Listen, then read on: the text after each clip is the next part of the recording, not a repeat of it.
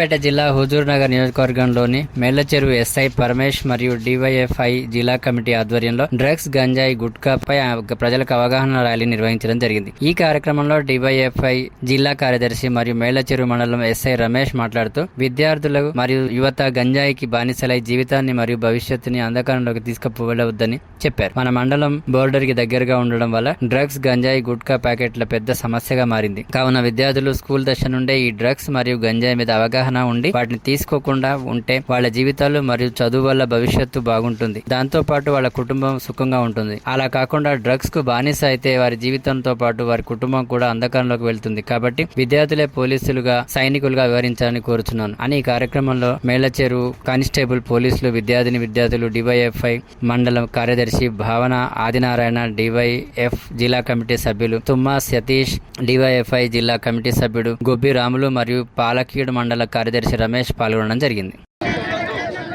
ఇది మీ విలేజ్ లో అందరికీ, మీ తల్లిదండ్రులు కావచ్చు, మీ అన్నలు కావచ్చు, ఎవరు ఇది మొత్తం తీసుకోవాలని ఉద్దేశంతో